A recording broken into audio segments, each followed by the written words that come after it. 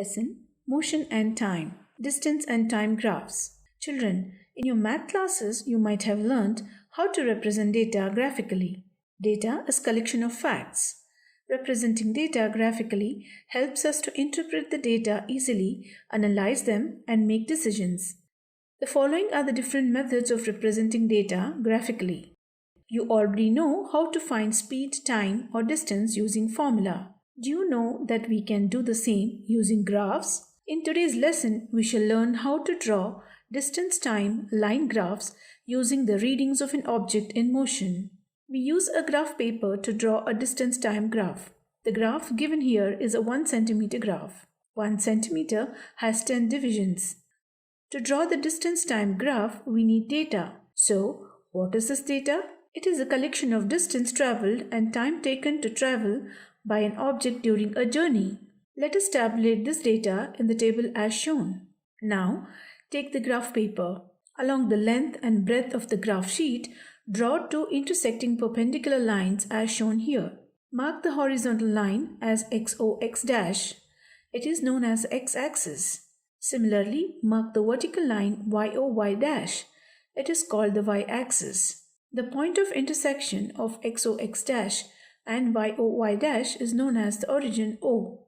We show the positive values on the x-axis along OX. Similarly, positive values on the y-axis are shown along OY. Note that the number on the axes are at equidistance and the difference between them is same.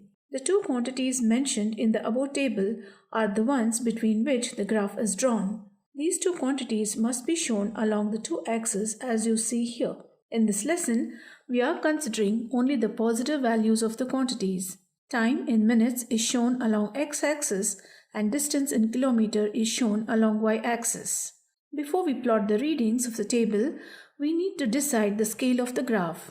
Along x-axis, 1 centimeter will be equal to 1 minute.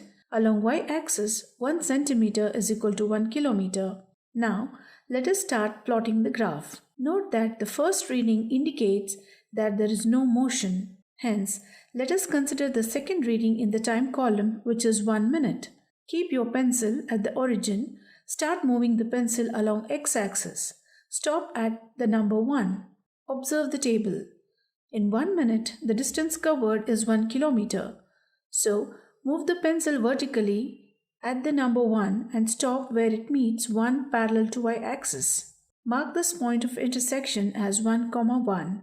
Similarly, mark all the points on the graph. In the first row of the table, the entries for time and distance is 0 and 0. The points corresponding to this set of values is the origin itself. The set of points on the graph correspond to positions of the object at various times. Now, join the lines vertical and horizontal at each point of intersection with dotted lines. Join all the point of intersection as shown.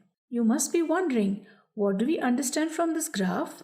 If the distance-time graph is a straight line, it indicates that the object is moving with a constant speed. Graphs help us identify the type of motion. Find distance moved by the object at any instant of time. Find speed of the object at any instant of time. However, you shall learn this in your higher grades. Note these points. If the speed of the object keeps changing, the graph can be of any shape. Also, remember the scale we have taken will not be same always.